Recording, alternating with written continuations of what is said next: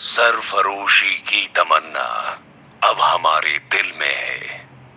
देखना है जोर कितना बाजुए कातिल में है। दोस्तों, ये लफ्ज उस भारतीय स्वतंत्रता सेनानी के हैं जिनके साहस, बलिदान और शौर्य की गाथा आज भी देश भर में गाई जाती है। शहीद आजम कहे जाने वाले इस वीर पुरुष ने न केवल ब्रिटिश सरकार के खिलाफ हथियार उठाए, बल्कि अपनी कलम की ताकत से भी इन्होंने ब्रिटिशर्स के छक्के छोड़ा दिए। महज 23 साल की उम्र में ब्रिटिशर्स को घुटने टेकने पर मजबूर कर देने वाले और भारत माता की जय जयकार करते हुए खुशी खुशी फांसी का फंदा चूम लेने वाले वीर भगत सिंह किसी परिचय के मोहताज नहीं है।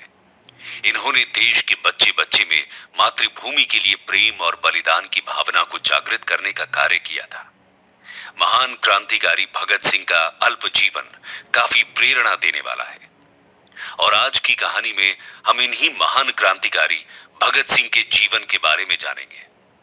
तो चलिए शुरू करते हैं भगत सिंह के प्रारंभिक जीवन से। Early life of Bhagat Singh. दोस्तों, भगत सिंह का जन्म 27 सितंबर 1907 में पंजाब के लियालपुर डिस्ट्रिक्ट के बंगा नामक गांव के एक सिख परिवार में हुआ। इनके जन्म के समय इनके पिता किशन सिंह और चाचा अजीत तथा स्वर्ण सिंह कॉलोनाइजेशन बिल का विरोध करने के कारण जेल की सजा काट रहे थे। भगत सिंह का पूरा परिवार भी भारत की आजादी के संघर्ष में शामिल था, इसलिए इनका बचपन स्वतंत्रता सेनानियों के बीच गुजरा और भगत सिंह के मन में भी छोटी उम्र से ही देश की आजादी का सपना घर कर गया। भगत सिंह अपनी मां विद्यावती कौर की आंखों का तारा हुआ करते थे। इन्होंने अपनी माता से बुद्धि, कौशल, संवेदनशीलता, सहानुभूति और अंतर्ज्ञान जैसे गुण सीखे तथा अपने स्वतंत्रता सेनानी पिता से प्रेरित होते हुए इन्होंने अपने अंदर साहस, बलिदान और देशभक्ति की भावना को विकसित किया। देशभक्ति की इसी भावना की झलक हमें उनके बचपन के किस्से में साफ देखने को मिलती है। दरअसल नन्हे भगत सिंह ने अपने पिता को खेत में आम की गुठलियों को बोते हुए देखा। अपने पिता को ऐसा करते हुए देख भगत ने उनसे प्रश्न किया कि वो क्या कर रहे हैं। जवाब देते हुए उनके पिता ने कहा कि वो बीज बो रहे हैं जो आगे चलकर पेड़ बनेगा और उन्हें बहुत सारे आम प्रदान करेगा। अपने पिता की इन बातों को सुन भगत सिंह फौरन अपने घर गए और वहां से एक बंदूक लेकर आए और उस बंदूक को बीज की ही तरह मिट्टी में दबाने लगे। उनको ऐसा करते हुए देख जब उनके पिता ने उनसे प्रश्न किया तो भगत सिंह ने जवाब दिया कि वो बीज की तरह बंदूक बो रहे हैं जिससे खेतों में बंदूक के भी पेड़ उगेंगे और कुछ समय बाद उनके पास कई सारी बंदूकें होंगी जिसकी मदद से वो ब्रिटिशर्स के साथ आजादी की जंग लड़ सकेंगे।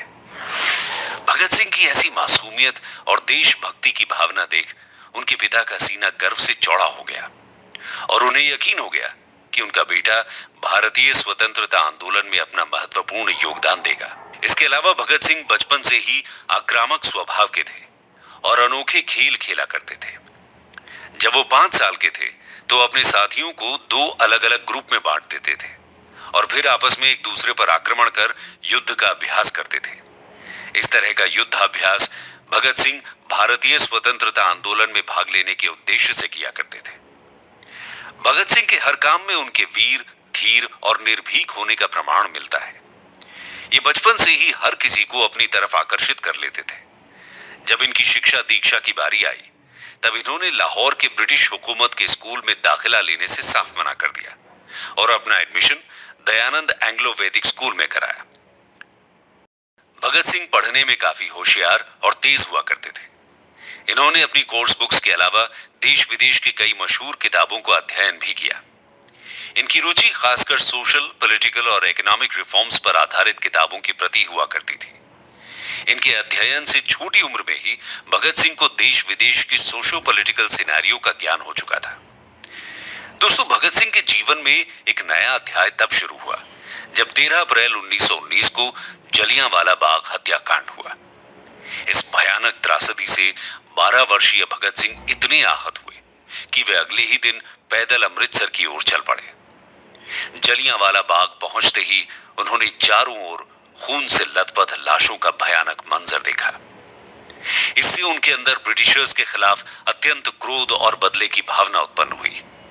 उन्होंने एक बॉटल में खून से सनी हुई मिट्टी को भरा और वापस लाहौर आ गए। यहां आने के बाद उन्होंने ब्रिटिशर्स को भारत से मार भगाने का प्रण लिया। वहीं शुरू के दिनों में भगत सिंह महात्मा गांधी के एक बड़े प्रशंसक के रूप में जाने जाते थे। उन्हें यह पूर्ण विश्वास था कि गांधी जी अपने अथक प्रयासों से देश को आजाद करवा लेंगे। इसलिए जब महात्मा गांधी ने नॉन कोऑपरेशन मूवमेंट लॉन्च किया तो सभी देशवासियों की तरह भगत सिंह ने भी इस आंदोलन में बढ़ चढ़कर हिस्सा लिया। भगत सिंह खुलेआम अंग्रेजों को ललकारा करते थे और गांधी जी के कहने पर ब्रिटिश सरकार द्वारा छापी गई किताबों को जलाया करते थे। देश भर में नॉन कोऑपरेशन मूवमेंट को फुल सपोर्ट मिल रहा था और सबको ये आशा थी कि जल्द ही ब्रिटिशर्स भारत छोड़कर चले जाएंगे। परंतु जब चौरी चौरा कांड के कारण महात्मा गांधी ने इस आंदोलन को वापस ले लिया, तब भगत सिंह इस फैसले से काफी निराश हुए और इसी के बाद उन्होंने क्रांतिकारी मार्ग चुना। उन्हें इस बात का एहसास हो चुका था कि नॉन वायलेंस या पीसफुल टैक्टिक से भारत कभी भी स्वतंत्र नहीं हो सकता। और यहीं से शुरू होती है भगत सिंह के साहस और बलिदान की कहानी। तो आइए अब एक नजर उनकी क्रांतिकारी गतिविधियों पर भी डाल लेते हैं। Revolutionary activities of Bhagat Singh. दोस्तों, अपने कॉलेज के दिनों में ही भगत सिंह की मुलाकात सुखदेव, भगवती चरण समेत अन्य कई क्रांतिकारियों से हुई और इनकी सबसे गहरी दोस्ती सुखदेव के साथ हुई। उस समय आजादी की लड़ाई अपनी चरम सीमा पर थी। आपको बता दें कि यह वो दौर था जब अंग्रेज शासकों का भारतीयों के खिलाफ अत्याचार बढ़ रहा था। ये सब देखकर भगत सिंह ने अपनी पढ़ाई छोड़ दी और खुद को स्वतंत्रता संग्राम में पूरी तरह समर्पित कर दिया। इसी दौरान इनके घर पर इनकी शादी की बातें भी शुरू होने लगी थी, परंतु भगत सिंह ने शादी के प्रस्ताव को यह कहते हुए ठुकरा दिया, यदि मैं भारत की आजादी से पहले विवाह करूंगा तो मौत ही मेरी दुल्हन होगी। शहीद आजम के इस फैसले से उनके माता पिता काफी आहत हुए, परंतु वे भगत सिंह के देश प्रेम के आगे बेबस थे। ये फैसला लेने के बाद भगत सिंह कानपुर की ओर चल पड़े।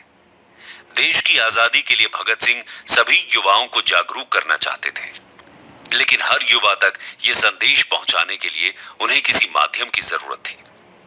इसके लिए भगत सिंह ने ईयर 1926 के अराउंड लाहौर में कीर्ति किसान पार्टी ज्वाइन कर ली और इसी पार्टी द्वारा प्रकाशित मैगजीन कीर्ति के लिए काम करने लगे।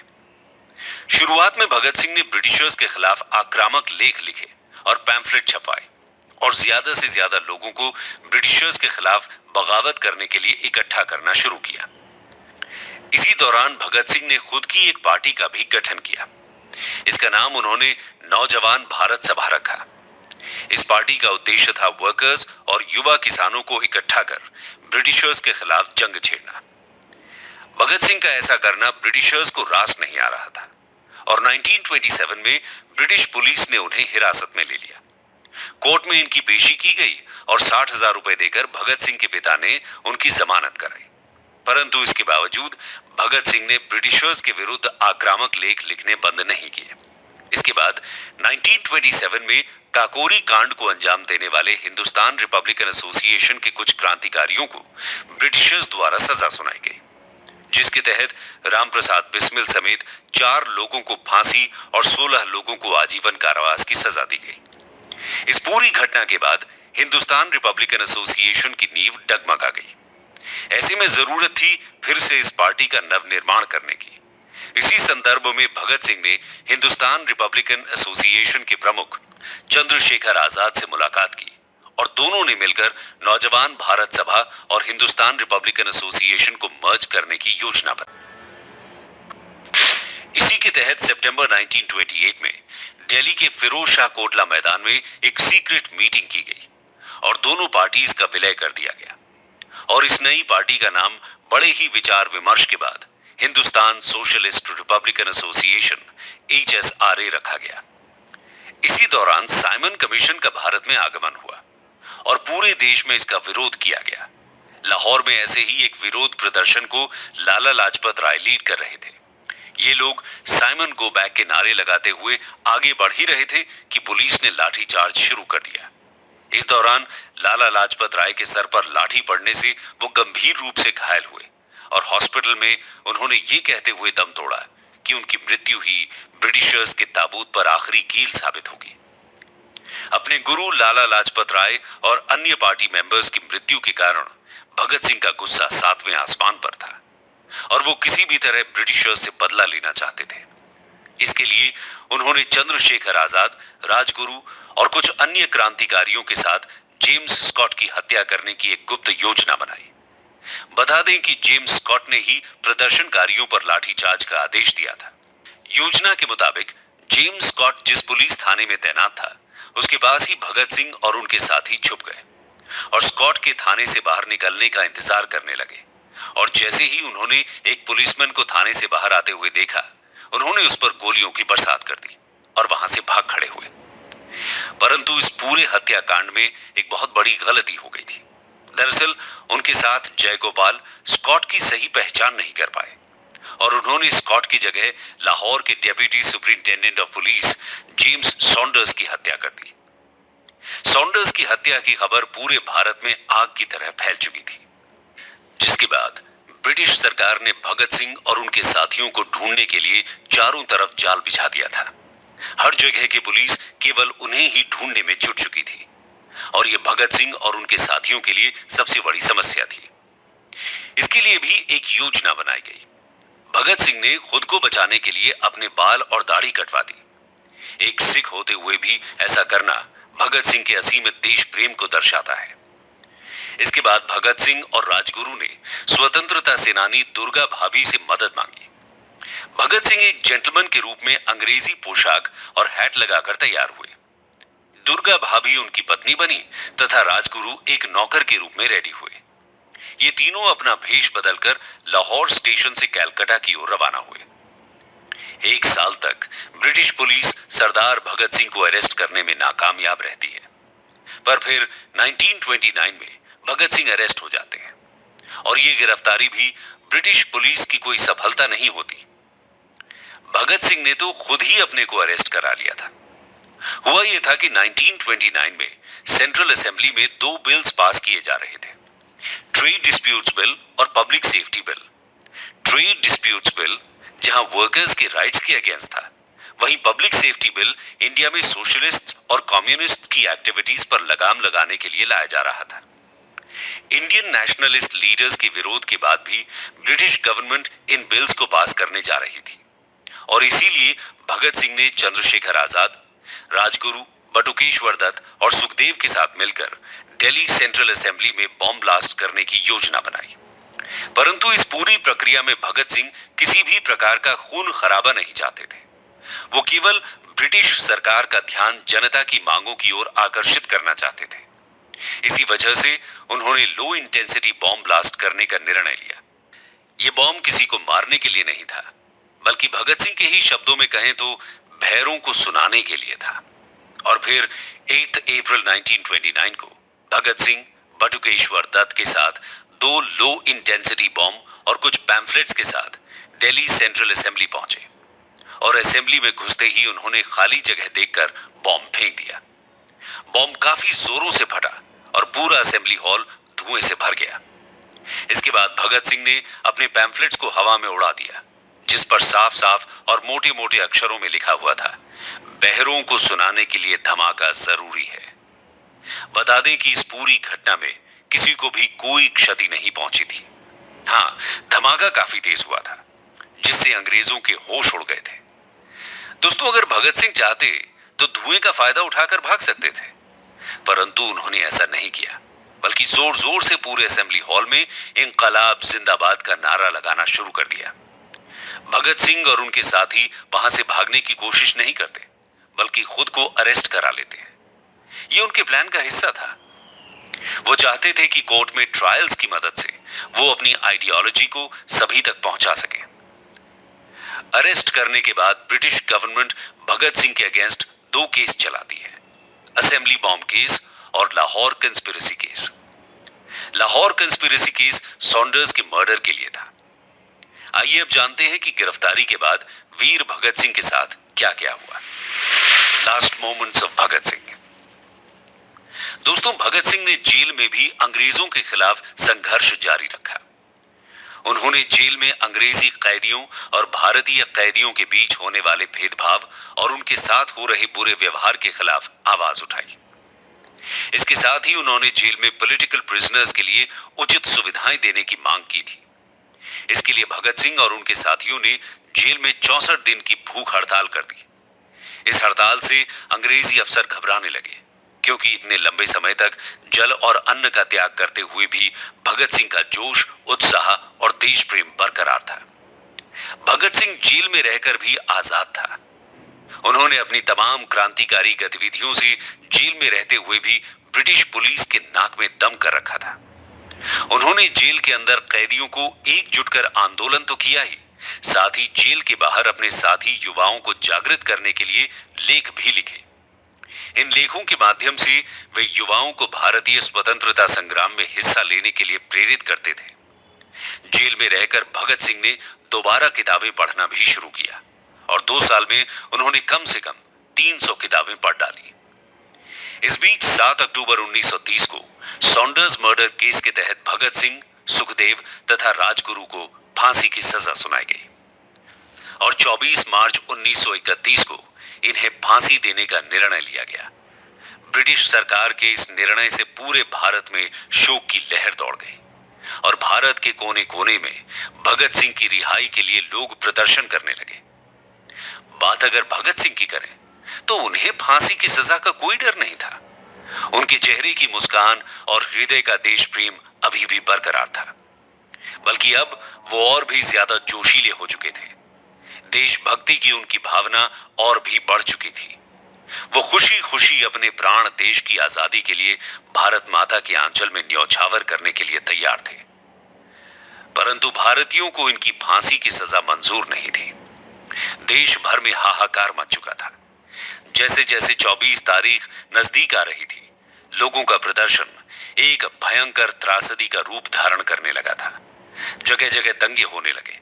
ब्रिटिशर्स को यह डर था कि कहीं भारत में इतना बवाल ना हो जाए कि उन्हें अपना यह फैसला वापस लेना पड़े, और इसलिए ब्रिटिश सरकार ने आनन फानन में भगत सिंह को फांसी पर लटकाने का निर्णय 24 की जगह 23 मार्च को कर दिया।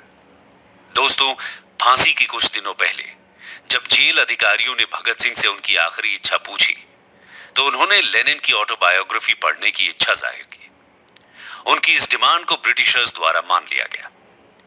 23 मार्च को जब जेल अधिकारी उन्हें लेने आए, तो भगत सिंह ने उनसे कहा कि इस किताब का मात्र एक पन्ना पढ़ने के लिए बचा है। एक क्रांतिकारी अभी दूसरे क्रांतिकारी से भेंट कर रहा है, मुझे ये पन्ना पढ़ लेने दे। किताब पूरी कर लेने के बाद भगत सिंह जेल अधिकारियों के साथ खुशी खुशी अपनी मौत को गले लगाने चल पड़े। फांसी के तख्त पर चढ़ने के बाद भगत सिंह ने अपने हाथ पर रस्सी बांधने और चेहरे को काले कपड़े से ढकने से साफ मना कर दिया। ब्रिटिशर्स ने इनके हाथों को तो नहीं बांधा, परंतु उनके सिर को कानून के नियमानुसार ढक दिया। उसके बाद भगत सिंह ने इंकलाब जिंदाबाद का जय घोष करते हुए शाम 7:33 पर अपने साथियों राजगुरु और सुखदेव के साथ फांसी के फंदे को खुशी खुशी चूम लिया। इस तरह भारत माता के इस वीर सपूत को वीर गति प्राप्त हुई, परंतु उनका देश प्रेम, उनकी विचारधारा और उनके जज्बे की कहानी आज भी भारत के कोने कोने में बड़े ही उत्साह और गर्व के साथ गाई जाती है। कंक्लूजन। तो दोस्तों, ये थी वीर भगत सिंह की कहानी। इस कहानी में हमने भगत सिंह के जीवन और आजाद भारत के निर्माण में उनके अहम भूमिका को समझने का प्रयास किया। आशा है आप भी भगत सिंह के गुणों से प्रभावित हुए होंगे। भगत सिंह की ही तरह ऐसे कई स्वतंत्रता सेनानी हैं जिनके शौर्य और बलिदान के कारण आज हम एक आजाद देश में सांस ले रहे हैं। क्या आप ऐसे ही अन्य स्वतंत्रता सेनानियों की कहानी जानना चाहते हैं? अगर हां, तो अपनी राय कमेंट सेक्शन में जरूर दें।